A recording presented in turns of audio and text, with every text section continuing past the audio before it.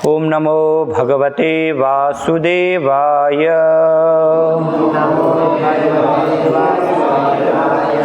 ओम नमो भगवते वासुदेवाय।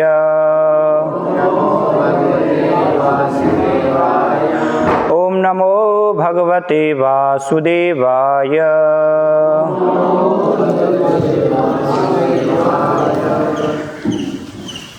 श्रीमद्भागवतम स्कंद 4 अध्याय 3 श्री शिव तथा सती का संवाद। श्लोक संख्या 22। प्रत्युद्गम प्रश्रयन् अभिवादनम विधीयते साधु मिथः सुमध्यमे प्राज्ञैः परस्मै पुरुषाय चेतसा गुहाशयाय एव न देहमानिने प्रत्युद्गम प्रश्रयणाभिवादनम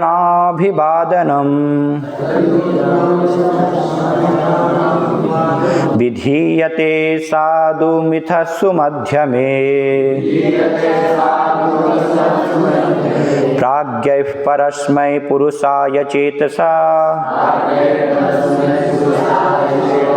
गुहाशयायैव न देहमानिने। प्रत्युद्गम अपने आसन पर खड़े होना। प्रश्रयन स्वागत करना। अभिवादनम नमस्कार। विधीयते किए जाते हैं। साधु उचित। मिथः पारस्परिक। सुमध्यमे हे मेरी प्रिय। प्राज्ञैः बुद्धिमान द्वारा। परस्मै परमेश्वर को। पुरुषाय परमात्मा को। चेतसा बुद्धि से। गुहाशयाय शरीर के भीतर बैठकर। एव निश्चय ही। न नहीं। देहमानिने देह रूप पुरुष को। अनुवाद तात्पर्य श्री श्रीमद्भय चरणारविंद भक्तिवेदांत स्वामी श्रील प्रभुपाद के द्वारा।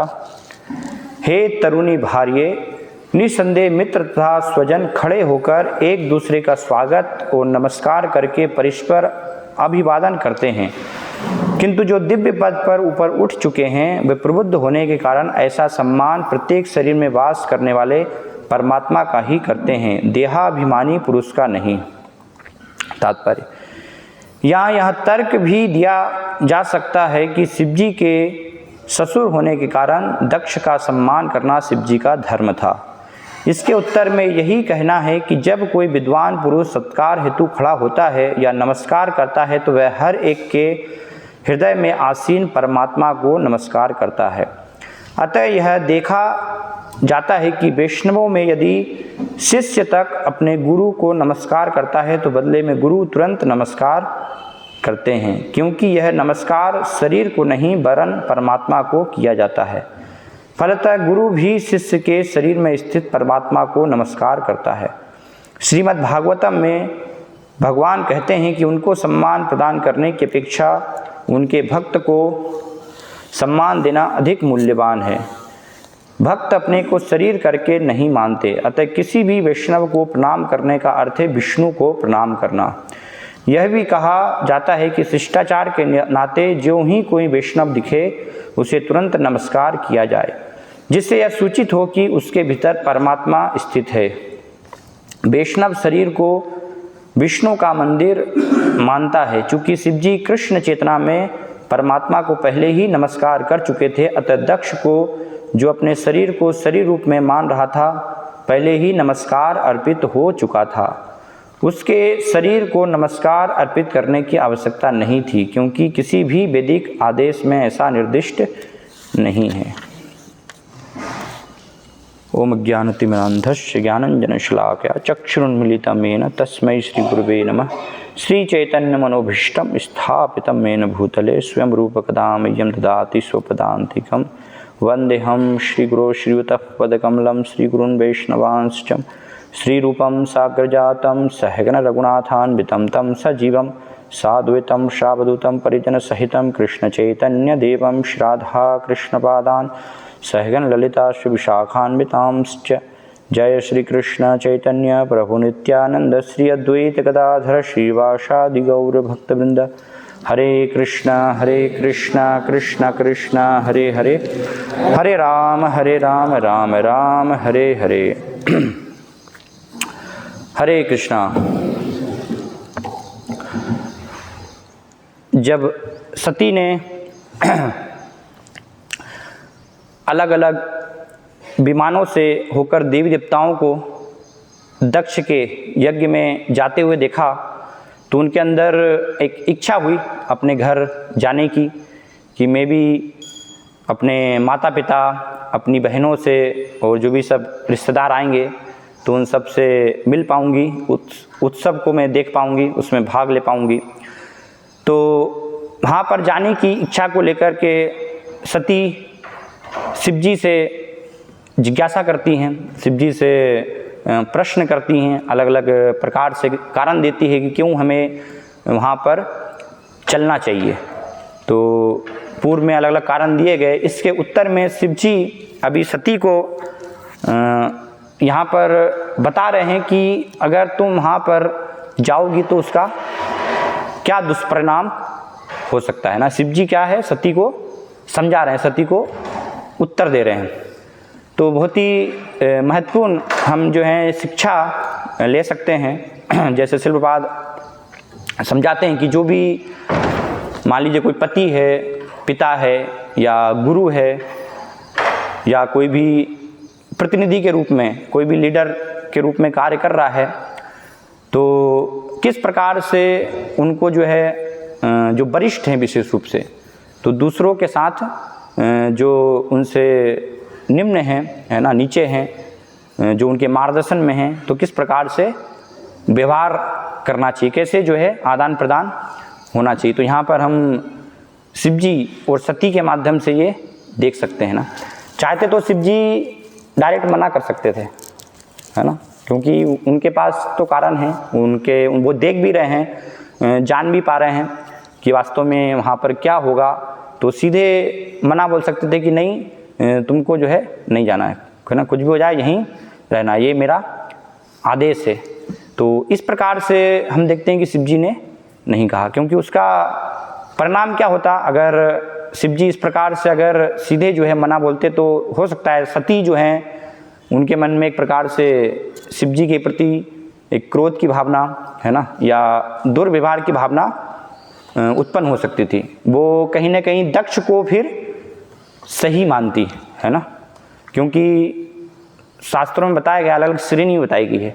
एक प्रथम क्लास श्रेणी होती है, द्वितीय क्लास श्रेणी होती है, फिर तृतीय क्लास श्रेणी होती है। तो प्रथम क्लास श्रेणी में जो भक्त होते हैं वो क्या है, सुनकर समझ जाते हैं, है ना, वरिष्ठ भक्तों के अनुभव से, गुरु से, पिता हैं जिनका जो कि अनुभव है जीवन में, है ना, अलग अलग जीवन के पड़ाव में जो है उन्होंने सब देखा है, तो उनका अनुभव है। तो अनुभव से वो सुनकर कि कोई वरिष्ठ जो हैं बता रहे हैं तो ठीक है, इसको हमें मानना चाहिए, है ना, इसको स्वीकार कर लेना चाहिए।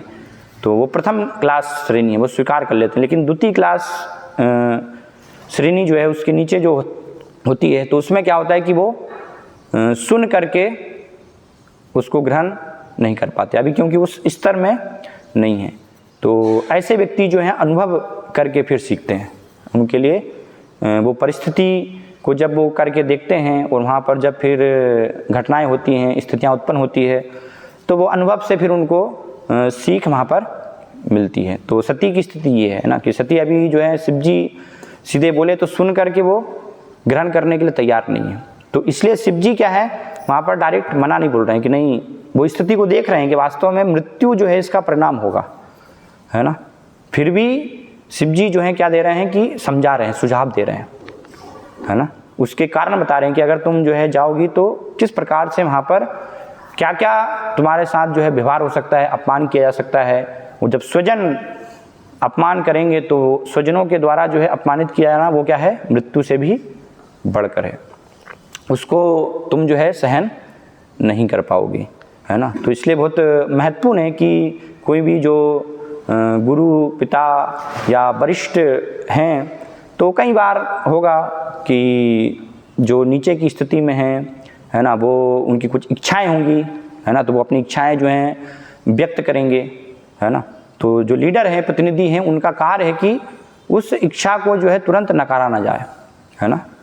अगर वो देख पा रहे हैं कि हाँ ये जो है इनकी इच्छा है लेकिन इसका ये दुष्परिणाम हो सकता है, तो क्या करना चाहिए। जैसे यहाँ पर शिव जी जो हैं सती को अलग अलग कारण दे रहे हैं, तर्क दे रहे हैं, समझा रहे हैं, तो समझाने का प्रयास किया जाना चाहिए, है ना। तो जब अलग अलग कारणों से उनको जो है समझाया जाएगा तो क्या होगा, एक बुद्धिमान व्यक्ति समझ सकता है, वो देख पाता है कि हाँ ये ऐसा जो है इस पर तो मैंने विचार ही नहीं किया था, है ना, इन स्थितियों पर तो मैंने सोचा ही नहीं था कि ऐसा भी हो सकता है ना। तो वो फिर जब उनको समझाया जाएगा तो हो सकता है कि उनको जो है समझ में आए, है ना, कि किस लिए मुझे जो है मेरी जो इच्छा है वो गलत कैसे, सही क्यों नहीं। कई बार हो सकता है, कई बार क्योंकि स्थिति हमेशा एक जैसी नहीं होती है ना। कई बार सीधे स्पष्ट रूप से कोई भक्त स्वीकार करने के लिए तैयार नहीं है तो जो वरिष्ठ हैं उनको सीधे डायरेक्ट भी जो है मना कहना पड़ता है ना, क्योंकि वो देख पा रहे स्पष्ट कि इसमें तो जो है पूर्ण रूप से परिणाम गलत ही होगा, तो वहाँ पर समझाने से भी कार्य नहीं चलेगा, तो फिर सीधे वहाँ पर मना भी। लेकिन सामान्य इस प्रकार से जो है होना चाहिए, है ना, कि कोई अगर सुझाव है, कोई इच्छा है किसी भक्त की, तो उसको जो है वरिष्ठों को समझाने का, सही रूप से उनको मार्गदर्शन देने का प्रयास किया जाना चाहिए। वो छोटों को चाहिए कि वो जो है एक ये सामान्य भी इस प्रकार से वैष्णव सदाचार कि जो वरिष्ठ हैं हमसे, तो उनकी सलाह को हमें मानना चाहिए, है ना। क्योंकि कई बार हम अपने अहंकार बस सोचते हैं कि नहीं मुझे तो पता है ना, लेकिन जो भी वरिष्ठ हैं तो उन्होंने भी सब घाट घाट का पानी पिया है ना। इतना समय उनको हुआ है, आयु से वरिष्ठ हैं, है ना, भक्ति में वरिष्ठ हैं, तो कृष्ण हाथ में अगर इतना समय है तो ऐसे ही नहीं है ना, वो सब नीचे की स्थिति से जो है गुजरे हैं, तो वो सब जानते हैं, है ना, कि जब ऐसी स्थिति उत्पन्न होती है तो उसका परिणाम क्या हो, क्योंकि उन्होंने ऑलरेडी अनुभव कर चुके हैं वो, है ना। इसलिए भगवान भगवता में बताते हैं ना कि कोई नया मार्ग हमें स्वीकार करने की आवश्यकता नहीं है ना। जो पूर्वतरम कृतम, है ना, अर्जुन को भगवान बताते हैं कि उस मार्ग पर तुम चलो, उनको जो पूर्व में महर्षियों ने जिसका अनुबंध किया है उसको स्वीकार करो। हमें कुछ अपना अलग से करने की आवश्यकता नहीं, क्योंकि उनको अनुभव है ना। जो वरिष्ठ हैं, जो सब जिस मार्ग से गुजरे हैं, तो उस मार्ग में क्या कठिनाइयाँ उनको पड़ी, है ना, रास्ते में क्या समस्या आई, तो वो सब उनको अनुभव है। तो वो अनुभव लेने से क्या होगा, हम वो कठिनाइयों से, समस्याओं से बच सकते हैं, अगर उनको हम जो है स्वीकार कर लें। वो स्वीकार नहीं करेंगे तो फिर प्रत्यक्ष रूप से हमें जो है अनुभव करना पड़ेगा, है ना, उन समस्याओं का हमें सामना करना पड़ेगा, उससे फिर हम सीख पाएंगे, है ना। लेकिन हो सकता है उसमें कई बार समस्या भी आ जाए, है ना। जैसे यहाँ पर हम देखते हैं सती को शरीर त्याग करना पड़ा, तो ऐसे कई बार भक्तगण जो हैं वरिष्ठ गुरु की सलाह को स्वीकार नहीं करते हैं, तो फिर कई बार भक्ति से वो आउट भी हो जाते हैं है ना, भक्ति से उनका जो है पतन हो जाता है। तो इसलिए बहुत महत्वपूर्ण शिक्षा है दोनों पक्ष के लिए, है ना, कि जो छोटे हैं उनको स्वीकार करना चाहिए, है ना,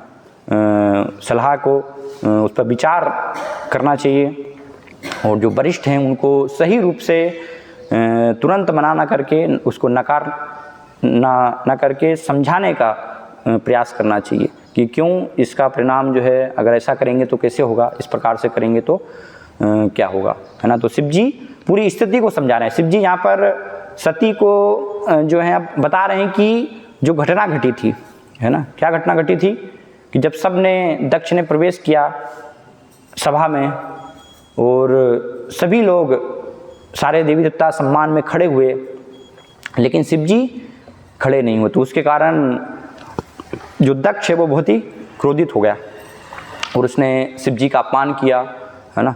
तो उस घटना को यहाँ पर शिव जी वर्णन कर रहे हैं, है ना, कि क्यों वास्तव में मैं खड़ा नहीं हुआ, उसका जो है कारण बता रहे। क्योंकि शिलपाद तात्पर्य लिख रहे हैं, कोई सोच सकता था कि ससुर हैं दक्ष, है ना, और शिव जी दामाद हैं, तो इसलिए उनको सम्मान देना चाहिए था, खड़े होना चाहिए था, है ना। लेकिन अलग अलग स्तर हैं, कैसे किसी को जो है सम्मान दिया जाना चाहिए, है ना, कैसे किसी को प्रणाम करना चाहिए, अलग अलग जो है शास्त्रों में इसके स्तर समान रूप से बताए गए। तो शिव जी उनको विचार करके, है ना, क्योंकि शिव जी का स्तर जो है वो सर्वश्रेष्ठ स्तर, उत्तम अधिकारी।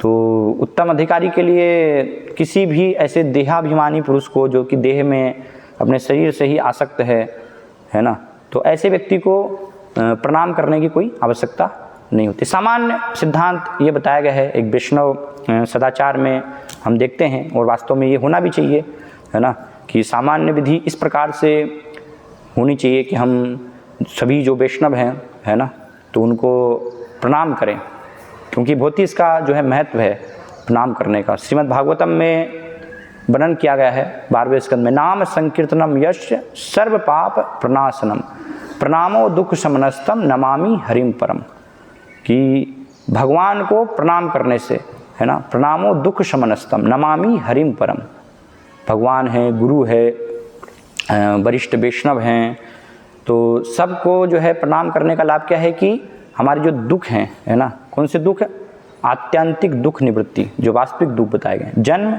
मृत्यु जरा व्याधि, है ना, तो इन सभी का जो है क्या हो जाता है, प्रणामो दुख शमनस्तम, भगवान को प्रणाम करने से, नमस्कार करने से ये सारे दुखों का जो है निवारण हो जाता है। जो भी इस भौतिक संसार में कष्ट हैं, आध्यात्मिक, अधिदैविक, अधिभौतिक, है ना, उन सभी कष्टों से, क्लेशों से पूर्ण रूप से हम मुक्त हो जाते हैं।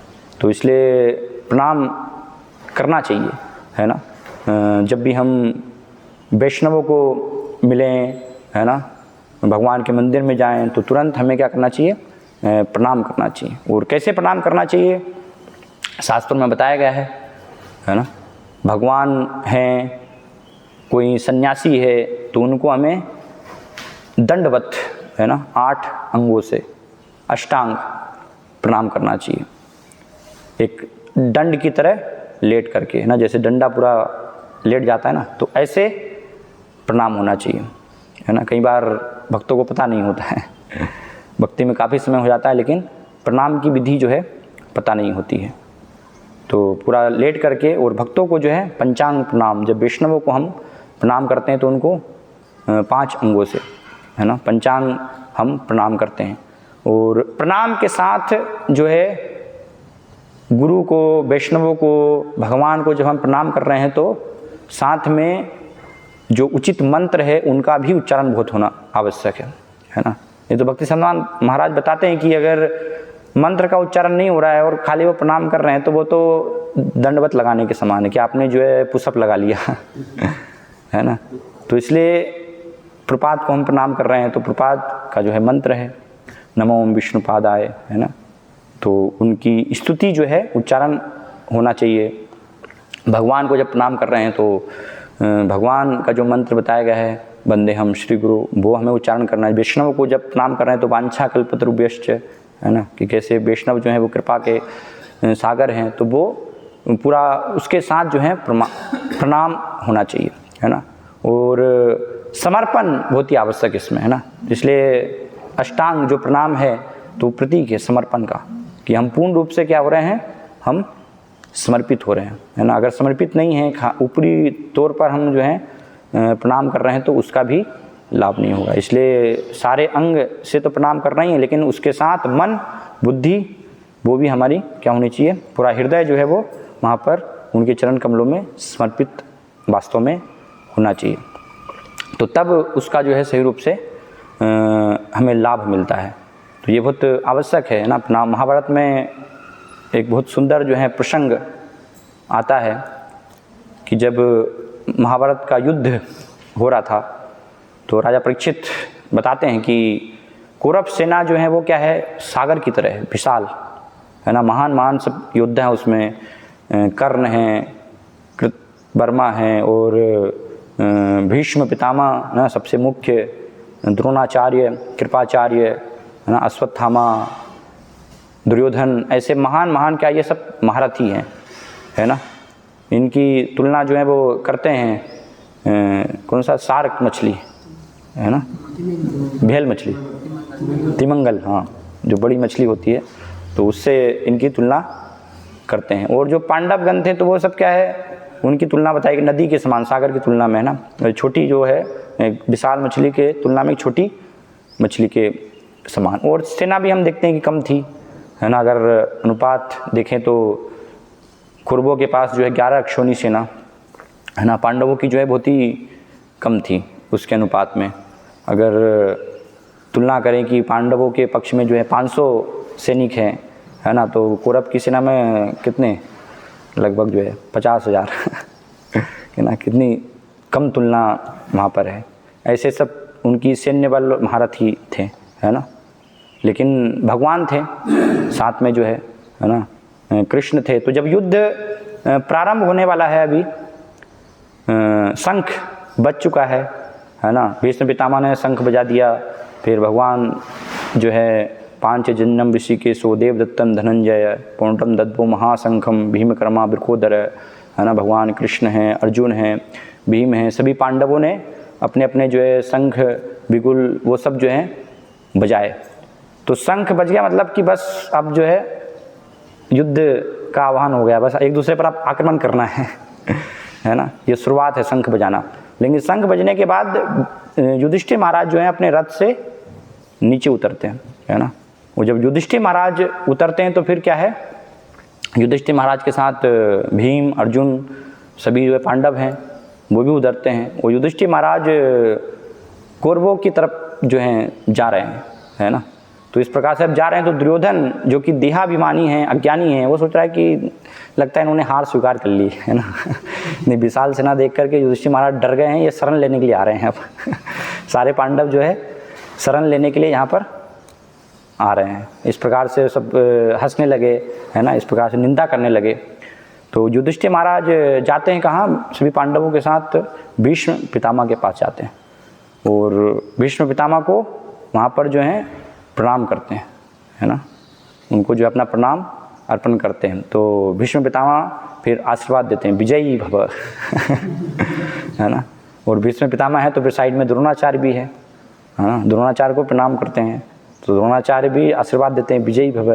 तो दुर्योधन बोलता है ये क्या मेरे पक्ष में है कि किसके पक्ष में है इनको विजयी होने का जो है आशीर्वाद देते हैं, है ना। और भीष्म पितामह बहुत महत्वपूर्ण महाभारत में वर्णन किया गया कि वो बताते हैं वहाँ पर कि युधिष्ठिर महाराज को कहते हैं कि अगर तुम इस प्रकार से जो है मेरे पास नहीं आते तो मैं तुम्हें जो है पराजय का श्राप दे देता, है ना। क्योंकि ये क्या है, वैष्णव जो है एक शिष्टाचार, एक मर्यादा है। चेतन महाप्रभु भी सनातन गोस्वामी को बताते हैं ना, मर्यादा उल्लंघने है सर्वनाश, यही लोक परलोक है दुई नाश। कि अगर जो वैष्णव मर्यादा है उसका अगर हम उल्लंघन करते हैं तो क्या होता है, यह लोक, ये लोक और परलोक दोनों का क्या हो जाता है, नाश हो जाता है ना। तो युधिष्ठिर महाराज सोच सकते थे कि नहीं ये तो शत्रु पक्ष में है भीष्म पितामह, तो है ना, इनको क्या प्रणाम करना, है ना, इनको मैं प्रणाम करूंगा तो ये तो मुझे आशीर्वाद भी नहीं देंगे। लेकिन नहीं, उन्होंने जो अपना कर्तव्य है एक जो सदाचार है उसका पालन किया, है ना। तो जो भी ऐसे सदाचार का जब पालन करता है तो अगर कोई शत्रु भी कोई प्रणाम अगर कर रहा है किसी व्यक्ति को, तो अगर शत्रु ही क्यों ना हो, लेकिन किसी ने अगर प्रणाम कर लिया है तो आपका हाथ जो है आपके आदेश के बिना उसको वो आशीर्वाद देने के लिए उठ ही जाएगा। वो प्रतीक्षा नहीं करेगा कि हाथ जो है प्रतीक्षा करेगा वहाँ पर, है ना। कोई प्रणाम, ये इस प्रकार से पूरी प्रक्रिया है ना, कि शत्रु भी अगर कर रहा है तो भी आप जो है बाध्य हो जाएंगे वहाँ पर आशीर्वाद उसको देने के लिए। और भीष्म पितामह तो शत्रु नहीं है, भीष्म पितामह तो हमेशा पांडवों का कल्याण चाहने वाले हैं, द्रोणाचार्य हैं, है ना, उनका प्रिय करने वाले हैं। तो इस प्रकार से युधिष्ठिर महाराज जो है प्रणाम करते हैं। और प्रणाम से क्या होती है, उनकी जो इतनी कम सेना है, पराजय ऐसा लग सकता है कि विशाल सेना के समक्ष कुछ भी नहीं है, लेकिन वो आशीर्वाद के फलस्वरूप जो है अपनी हार को वो विजय में बदल लेते हैं, है ना। तो इसलिए मर्यादा पालन बहुत ही आवश्यक है। ये वैष्णव समाज में है ना, एक दूसरों को जो है हमें प्रणाम करना, कई बार हम देखते हैं कि भक्त लोग जो है वो नहीं करते हैं है ना, लेकिन ये बहुत आवश्यक है, क्योंकि वैष्णवों की कृपा से ही जो है भक्ति में हम आगे बढ़ सकते हैं, है ना। यहाँ पर शुरुआत बता रहे हैं तात्पर्य में कि भगवान से भी महत्वपूर्ण है भगवान के भक्तों की पूजा, है ना। भगवान की पूजा कोई सोच रहा है वो एक नए भक्त का विचार है। सब नए भक्त मंदिर में हम देखते हैं दर्शन करने आते हैं, है ना, कथा चल रही है, वो आते हैं अपना दर्शन करते हैं और बस चले जाते हैं ना। उनको सुनना है, वैष्णव भक्तों को कुछ महत्व देना है, उस पर कोई विचार नहीं करते हैं ना। तो वो क्या है, नवागंतुक है, कि सिर्फ सोच रहे हैं भगवान अर्चा विग्रह जो है महत्वपूर्ण है ना। लेकिन भगवान से भी महत्वपूर्ण है, भगवान की पूजा से मद भक्त पूजाभ्यादिका, मेरे भक्तों की पूजा जो है मुझसे भी महत्वपूर्ण है। तो इसलिए वैष्णवों को जो है हमें प्रणाम करना चाहिए, उनको जो है सम्मान देना चाहिए, है ना। प्रतिदिन जो है होना चाहिए वास्तव में ये, है ना, हर दिन होना चाहिए। और अगर हर दिन नहीं भी कर पा रहे तो कम से कम कहीं कभी हम मिल रहे हैं, है ना, भक्तगण, तो उस समय जैसे हम देखते हैं वैष्णव जो है था उसमें जो है प्रणाम करते हैं, है ना। लेकिन कई बार भक्त उसमें भी प्रणाम नहीं करते है ना। कोई भक्त बाहर से आए तो वरिष्ठ जो वैष्णव हैं उनको प्रणाम कम से कम करना चाहिए। या विशेष कृष्ण की सेवा हम जो हैं वरिष्ठ भक्तों के आदेश से प्रारंभ कर रहे हैं तो उनका आशीर्वाद लेकर के ना, जैसे हम युधिष्ठिर महाराज यहाँ पर युद्ध महान जो है लड़ रहे हैं, तो वो भीष्म पितामह द्रोणाचार्य सबसे आशीर्वाद ले रहे हैं कि अब आप जो है मुझे आज्ञा दीजिए, आपकी गोद में ही हम जो है खेले हैं, है ना, पले बड़े हैं, लेकिन आपसे ही ऐसी स्थिति उत्पन्न हो गई है कि अब आपसे ही हमें युद्ध करना पड़ रहा है। तो आप हमें आशीर्वाद दीजिए कि आपसे जो है हम युद्ध लड़ पाएँ, है ना, युद्ध कर पाएँ।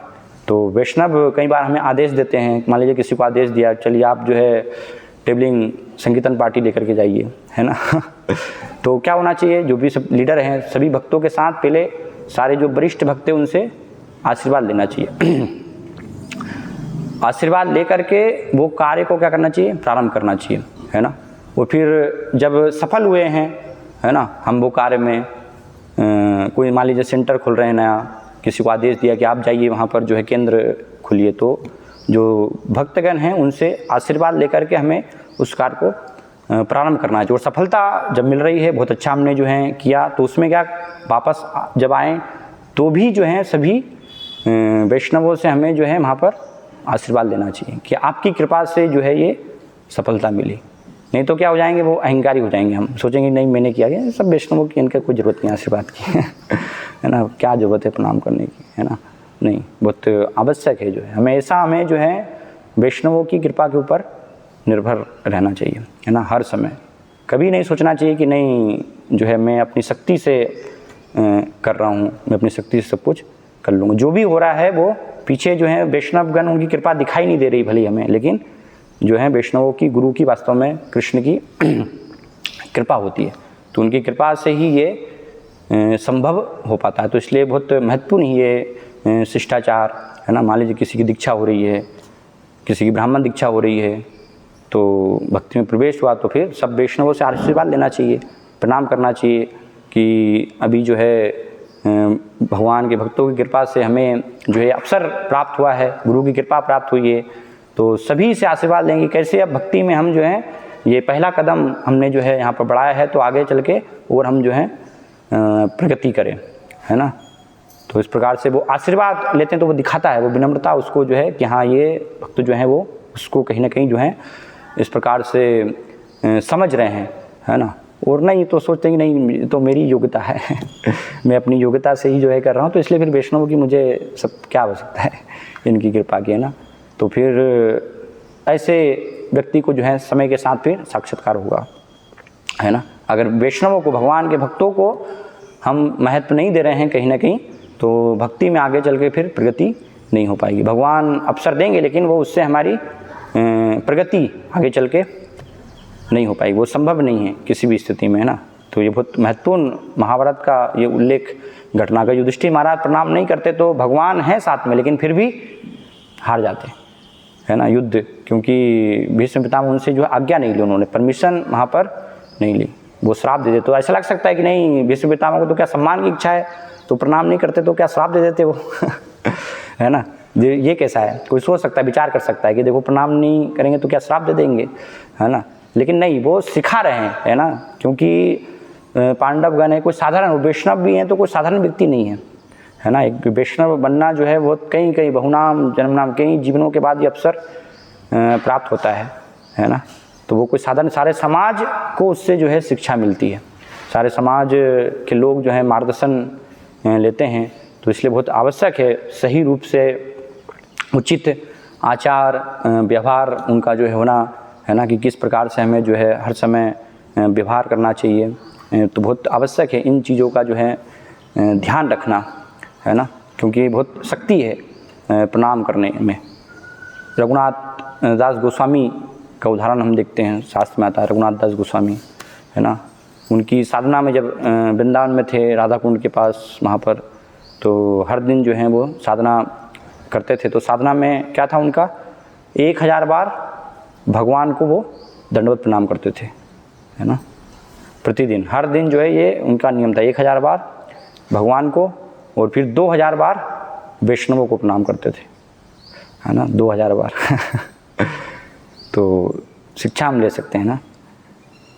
हो सकता है हम नकल नहीं कर पाएँ, है ना, उतना जो है हमें, लेकिन उससे हमें अनुसरण जो है करना चाहिए कि कैसे जब भी हम वैष्णवों से मिल रहे हैं तो उनको हमें प्रणाम करना चाहिए, है ना, पांचकल्पतरु वो इस प्रकार से उनसे करना चाहिए, तो उनकी क्या होगी, कृपा प्राप्त होगी।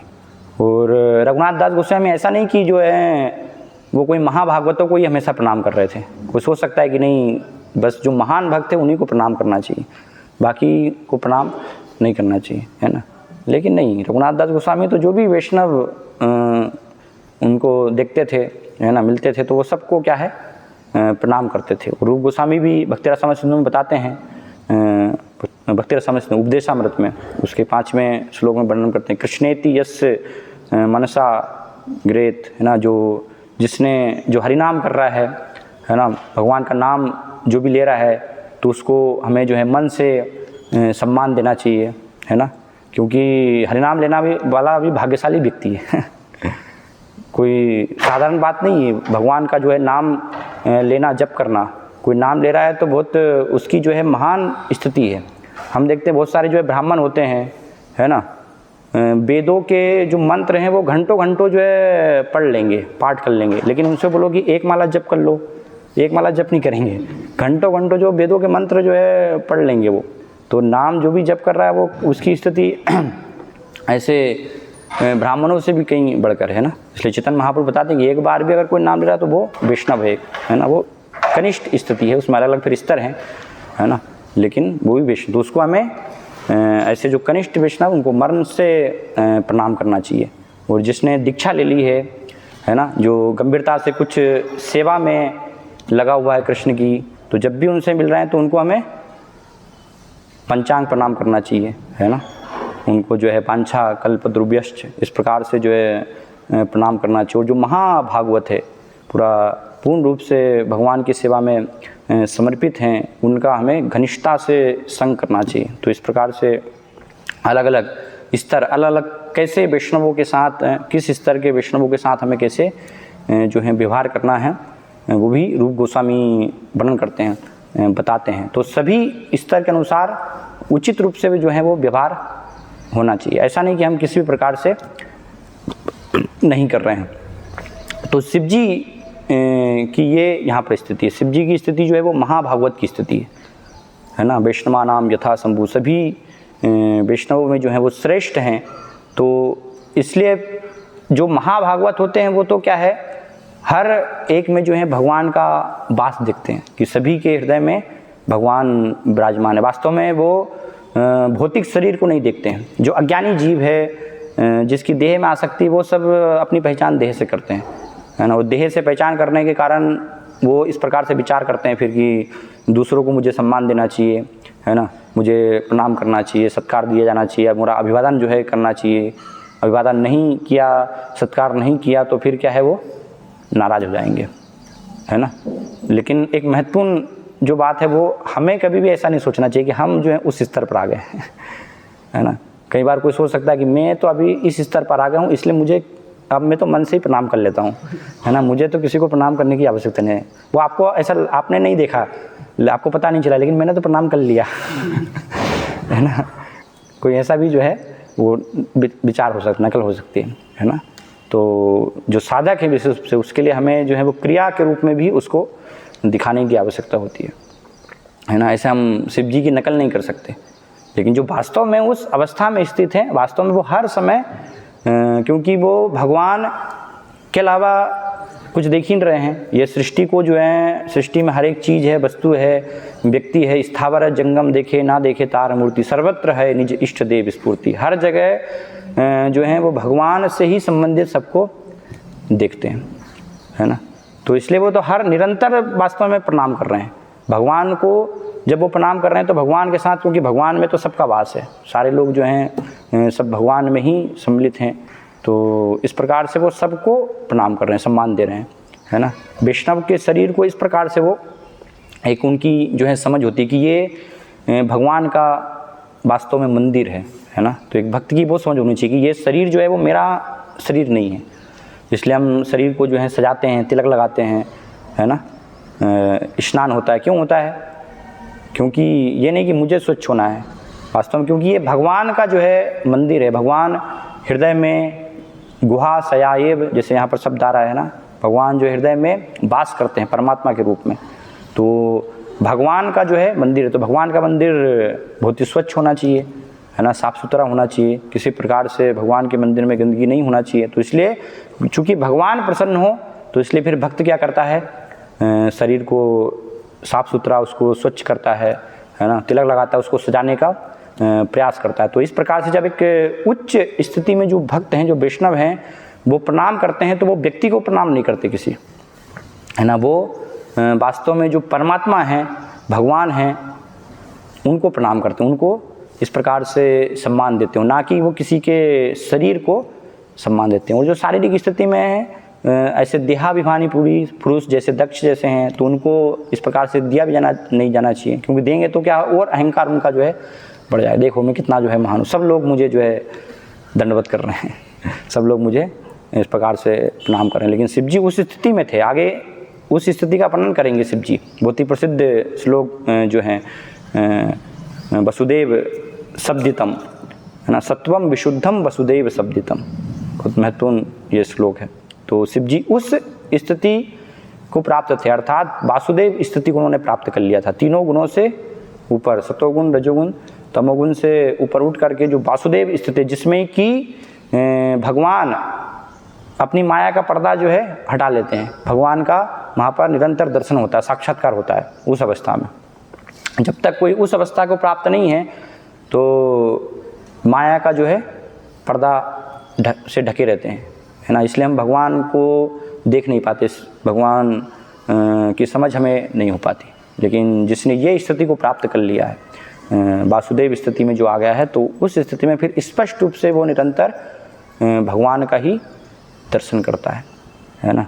तो हर समय वो फिर भगवान को प्रणाम कर रहा है ना, हर क्षण जो है उसका प्रणाम भगवान को अर्पित हो रहा है। तो ऐसे व्यक्ति के लिए आवश्यक नहीं रह जाता, है ना। सामान्य जो है बहुत सारी मर्यादा हैं, सामान्य नीति नियम हैं, है ना, जो उच्च स्तर पर भक्त हैं उनके लिए वो पालन करना कोई आवश्यक नहीं रह जाता। लेकिन जो उस स्तर पर नहीं है उनके लिए बहुत आवश्यक है, विशेष रूप से वैष्णव समाज में, वैष्णव जगत में, कि हमें ये मर्यादाएं हैं वैष्णव व्यवहार की, है ना, वो मर्यादाओं का हमें उचित रूप से पालन करना चाहिए, उनका उल्लंघन नहीं करना चाहिए, है ना। इसलिए चैतन्य महाप्रभु सनातन गोस्वामी तो उस स्तर में है, लेकिन उनको भी बता रहे हैं कि ये जो है आपको इस प्रकार से पालन करना चाहिए, है ना। वास्तव में ऐसे महान भक्त जो पूर्ण रूप से इस अवस्था में है, क्योंकि तीनों गुणों से ऊपर वो उठ गए हैं, तो उनके लिए कोई आवश्यक नहीं रह जाता है ना। तो कोई अगर आ गया है उस स्तर पर, तो फिर ऐसे व्यक्ति के लिए आवश्यक नहीं रह जाएगा, है ना, ये सब मर्यादाओं का पालन करना। लेकिन जब तक नहीं है उस स्थिति में, तो वो नकल करने से काम नहीं चलेगा। उसके लिए हमें हमेशा वैष्णवों की कृपा पर जो है आश्रित रहना चाहिए, और आ भी गए तो भी हमें करना चाहिए, है ना। अगर हम उस स्तर में भी, क्योंकि जब जो वरिष्ठ उच्च स्तर पर एक वैष्णव जब आ जाएगा तो वो कभी नहीं सोचता, है ना, उत्तम हैया अपना के माने तनाद हम। एक जो उत्तम स्तर पर है वो अपने आप को तुरंत से भी नीचे मानते हैं, है ना। वो सोचते हैं कि मैं उत्तम अधिकारी नहीं हूँ, वो सोचते हैं अभी तो मैं बहुत निचले स्तर पर हूँ भक्ति में, बाकी के सारे जो हैं सब वैष्णव जो है मुझसे श्रेष्ठ हैं। वो इस प्रकार से विचार करते हैं, ऐसे सोचते हैं। तो इसलिए उत्तम स्तर पर होते हुए भी वो उनको फिर इस प्रकार से सम्मान प्रदर्शित करते हैं, है ना, उनको सत्कार देते हैं। तो इसलिए बहुत आवश्यक है। और कैसे ये स्तर पर आना है ना, तो उसके लिए ये आवश्यक है, ये सब सदाचार क्रिया, क्योंकि ये सब वैष्णवों की कृपा जो है, गुरु की कृपा, इसलिए बताया गया है। एक शिष्य गुरु को जब भी देखें तो दंडवत प्रणाम करें, या कोई भी सन्यासी हैं तो उनको देखकर ही जो है प्रणाम करना चाहिए, सन्यासी को देखकर ही, वो चाहे मायावादी सन्यासी भी क्यों ना हो, है ना। वैष्णव सन्यासी हैं तो उनको तो प्रणाम होना ही चाहिए, लेकिन मायावादी सन्यासी भी हैं क्योंकि उन्होंने सन्यास लिया है तो उनको श्रीपाद लिखते हैं, जो बताते हैं, उनको प्रणाम करना चाहिए, है ना। वो चाहे फिर ऐसा नहीं सोचना चाहिए कि उन्होंने उस प्रणाम को स्वीकार किया, देखा या नहीं देखा, है ना। जैसे कई बार हो सकता है, कई बार हम यात्रा में जाते हैं, मायापुर है ना, तो बहुत सारे सन्यासी मिलेंगे, सन्यासी जा रहे हैं, तो हमने उनका दर्शन किया, हमने देखा तो हमें तुरंत जो है प्रणाम करना चाहिए। ऐसा नहीं कि अब वो देखें, वो हमारे प्रणाम को जो है रिसीव करें नहीं करें हमें अपना जो है कर्तव्य उसको करना चाहिए। अगर वो नहीं होगा तो वो क्या, फिर उसमें अपराध होने की संभावना है। और कई बार होता है ना, बहुत सारे सन्यासी हैं तो अरे कितनी बार प्रणाम करेंगे है ना, कितने बार सन्यासी। लेकिन बहुत एक सुंदर तमाल के महाराज का एक उदाहरण आता है ना, प्रभुपाद की सेवा में एक व्यक्ति थे, तो प्रभुपाद को तुरंत आदेश दे रहे हैं वो कर खिलाइए, तो प्रभुपाद को प्रणाम करके और फिर बाहर गए, फिर अंदर आए, फिर उनको प्रणाम किया, है ना, फिर बाहर गए, फिर तो बार बार जो है, तो एक व्यक्ति ने बोला इतनी बार क्या आवश्यकता है ये सब प्रणाम करने की है ना, बार बार क्या आवश्यकता है। तो तमाम हम बताते हैं कि ये बहुत आवश्यक है, क्योंकि इससे वो सहजता का भाव नहीं आएगा, है ना। गुरु को हम एक सामान्य व्यक्ति नहीं समझेंगे कि ये कोई सामान्य व्यक्ति है। तो इसलिए बार बार ये करने से वो मर्यादा जो है, वो एक आदर सत्कार, वो सब जो है बना रहता है, वो चेतना हमारी जो है बनी रहती है। तो इस प्रकार से यहाँ पर ये तात्पर्य में वर्णन आ रहा है, तो इसको हम समझें। प्रणाम के जो हैं अलग अलग स्तर, और शिव जी उस उच्च स्तर में हैं, तो इसलिए फिर उनके लिए कोई आवश्यक नहीं, क्योंकि वो भगवान को वास्तव में प्रणाम कर रहे हैं। हरे कृष्णा। तो यहाँ पर हम विराम देंगे। कोई अगर प्रश्न है तो पूछ सकते हैं। यस। ये व्यवहारिक रूप से जो शिक्षा गुरु है उनको हम कैसे प्रणाम करते हैं? शिक्षा गुरु है उनको कैसे प्रणाम करना है? जब भी मिल रहे हैं तो वांछाकल्पतरु बेस्ट है, इस प्रकार से पंचांग हम जो है प्रणाम करें भक्तों को, है ना। बार बार आवश्यक नहीं है। मान लीजिए आप साथ में ही रह रहे हैं तो ऐसा नहीं कि बार बार, लेकिन अगर अच्छा है दिन में जब एक बार हम मिल रहे हैं तो उस समय फिर प्रणाम कर सकते हैं। तो अगर वो पालन कर रहे हैं तो बहुत अच्छा है, उससे पूरा एक आध्यात्मिक वातावरण भी बनता है, दूसरों को भी जो है शिक्षाएँ मिलती, तो बहुत इस प्रकार से कर सकते हैं।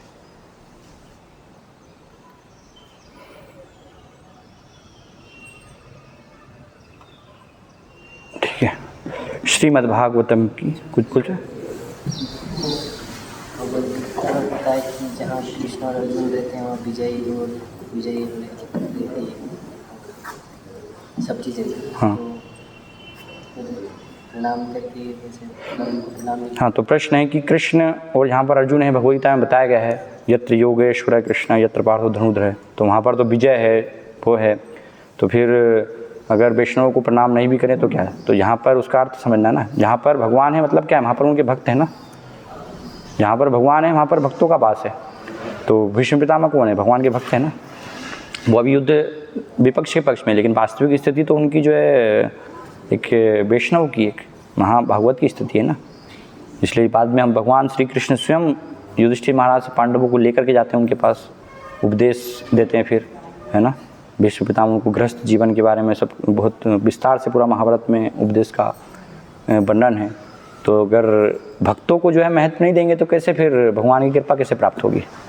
तो इसलिए उसका अर्थ समझना है कि जहाँ पर भगवान है मतलब भगवान के भक्त भी है ना, तो इसलिए सभी वैष्णवों को भी हमें जो है सम्मान दिया जाना आवश्यक है, उनका सत्कार करना। एक भी वैष्णव के प्रति अगर अपराध हो गया तो फिर भगवान दूसरे बहुत सारे वैष्णव भले ही उपस्थित हैं, लेकिन चूंकि वो एक वैष्णव के प्रति आपने जो है अपराध कर दिया तो भगवान उसको फिर स्वीकार नहीं करेंगे।